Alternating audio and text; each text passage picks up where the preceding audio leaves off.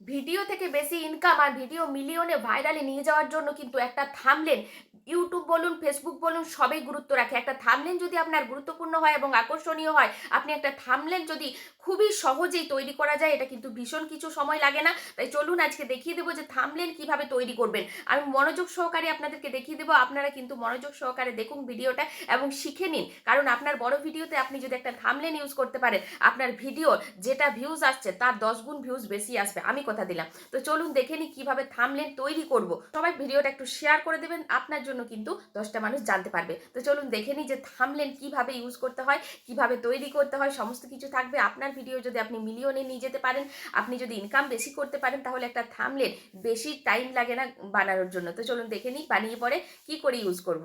ফেসবুকে আপনি থাম্বনেল কিভাবে তৈরি করবেন। তো দেখুন, আমি সর্বপ্রথম প্লে স্টোরে চলে যাব। একটা অ্যাপ আমাকে ডাউনলোড করে নিতে হবে। আমার অবশ্যই যদিও ডাউনলোড করা আছে, আপনারা করে নেবেন। কি অ্যাপ ডাউনলোড করবেন? সার্চ বাটনে চলে যাব, এখানে লিখবেন পিক্সাল ল্যাব।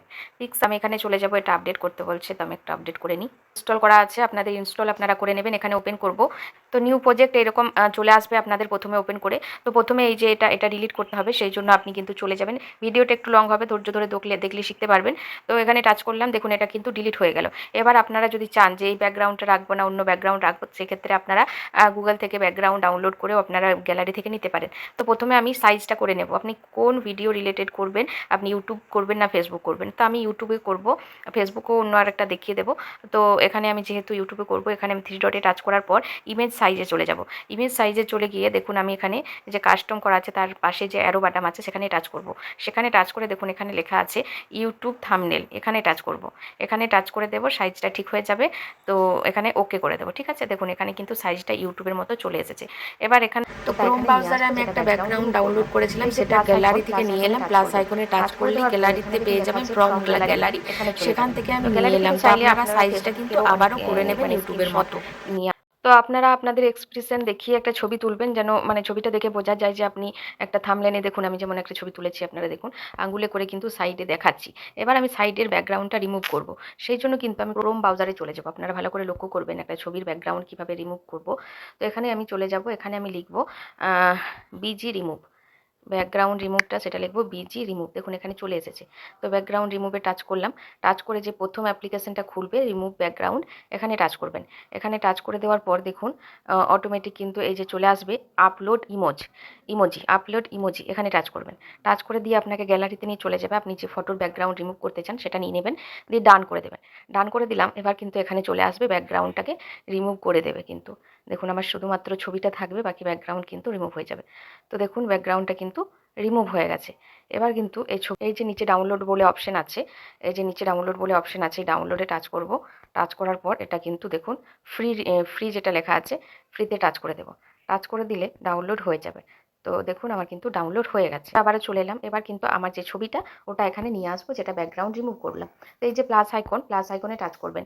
টাচ করে দেওয়ার পর এখানে দেখুন লেখা আছে ফ্রম গ্যালারি, এখানে চলে যাবেন। তো গ্যালারি থেকে চাইলে আপনারা ফেসবুকেরও অনেক মানে স্ক্রিনশট নিয়ে আসতে পারেন। তো যাই হোক আমি ছবিটা নিয়ে এলাম, আপনাদেরকে দেখিয়ে দিচ্ছি। তো ছবিটা আপনারা চাইলে ছোট বড় করে নিতে পারেন, বা আপনারা যেটুকু অংশ দেবেন সেটুকু জায়গা নিয়ে নেবেন। তো এখানে আমি ডান করলাম। এখানে ডান করে ছবিটা কিন্তু এখানে চলে এলো, ঠিক আছে। এবার ছবিটা আপনাদের ইচ্ছে মতো এখানেও রাখতে পারেন, এখানেও রাখতে পারেন, বা আপনারা পজিশনটাকে চেঞ্জও করতে পারেন। তো দেখুন আমি এখানে ছবিটা রেখে দিলাম, ঠিক আছে। ছবিটা রেখে এবার ছবিটা যাতে নড়াচড়া না হয়, সেই জন্য ছবিটাকে লক করতে হবে। সেই জন্য কী করব, এই যে অপশানটা আছে এই অপশানে টাচ করবেন। টাচ করে দেওয়ার পর এই যে ছবিটা এবং আপনার ব্যাকগ্রাউন্ডটা দুটোই আপনি কিন্তু লক করে দিন। দেখুন টাচ করে দিলাম, তালাতে লক হয়ে গেল। এবার আবারও সেই জায়গাতেই টাচ করবেন, এই জায়গাতে টাচ করবেন, তবে এই অংশটা কিন্তু যাবে। এই জায়গায় টাচ করলাম, দেখুন এই অংশটা কিন্তু চলে গেল। আপনি যদি ছবিটা নড়াচড়া করেন আর নড়াতে পারবেন না, যেহেতু আমি কিন্তু লক করে দিয়েছি। এবার যদি আপনি নড়াচড়া করতে পারেন, আবারও সেখানে টাচ করে আপনাকে আনলক করতে হবে, তবেই কিন্তু আপনি নড়াচড়া করাতে পারবেন। এটা কিন্তু আমি এখানে লিখবো ফেসবুক সম্পর্কিত বা ইউটিউব সম্পর্কিত যেটাই লিখবো, এখানে প্লাস আইকনে টাচ করব। টাচ করে দেখুন উপরে টেক্সট বলে অপশন আছে, টেক্সটে চলে যাব। টেক্সটে চলে যাব, এই যে চলে এলো দেখুন লেখাটা। তো এখানে টেক্সটে চলে গিয়ে এই যে কলমের মতো অপশানটা আছে, এখানে নিচে দেখুন কলমের মতো অপশানে টাচ করবেন। দেখবেন এটা আগে ডিলিট করবেন, নিউ টেক্সট বলে লেখা থাকবে। এবার এখানে আপনি কি লিখতে চান সেটা লিখবেন।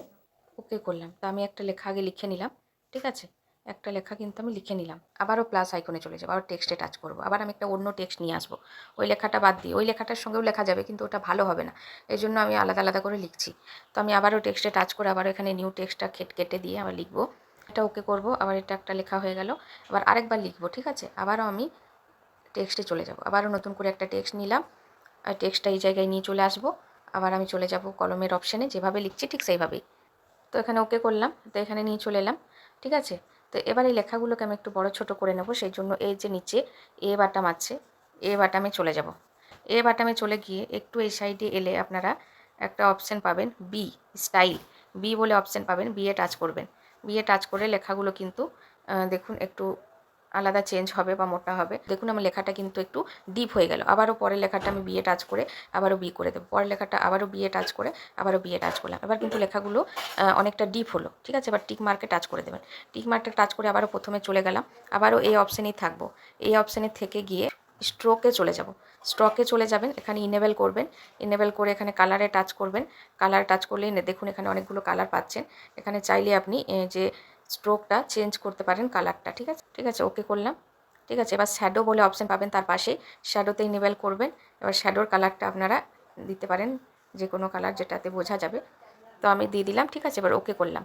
এবার এই লেখাটা একটু আঙুলের সাহায্যে আপনারা ছোট বড় করে নিতে পারেন। তো দেখুন এখানে কিন্তু আঙুলে করে ধরে লেখাটাকে ছোট বড় করে নিতে পারবেন। তো আমি এখানে এটা বড় করে দিলাম, আবার নিচেরটা আপনি ধরে বড় করে নিতে পারবেন। এই যে দেখুন বড় হয়ে যাচ্ছে। এই লেখাটা এবার আমি একটু কালার দেবো, তো এখানে কালারটা টাচ করব। এখানে দেখুন এ বাটামি কিন্তু সব পেয়ে যাবেন, এখানে টাচ করবেন, আবার ওই স্ট্রোকে যাবেন, চাইলে এই যে কালার অপশানে গিয়ে যে লেখাটার কিন্তু কালারটা চেঞ্জ করতে পারেন, ঠিক আছে। লেখাটার কিন্তু আমি সাদাই রাখবো, ঠিক আছে। তো আমি কালারে যাব না, আমি চলে যাব স্ট্রোকে। স্ট্রোকে চলে গেলে ইনেবল করলাম, কালারে চলে যাব। এর কালারটা একটু দেখুন, এই যে নিচের যে লেখাটার এই জায়গাটা আছে, এটা যদি একটু কালোটা বেশি করে দিই তাহলে এর একটু বেশি দেখা যাচ্ছে। এই যে ওপরের জায়গাটাও তাই করব, আমি এই শ্যাডোটা একটু বাড়িয়ে দেবো, ঠিক আছে। স্ট্রোকে চলে যাবেন, একটু নিচের দিকে গিয়ে এই শ্যাডোটা যদি একটু বাড়িয়ে দিই তাহলে দেখুন লেখাটার একটু সুন্দর লাগছে, ঠিক আছে। লেখাটা চাইলে আপনি একটু ছোট বড় করে নিতে পারেন।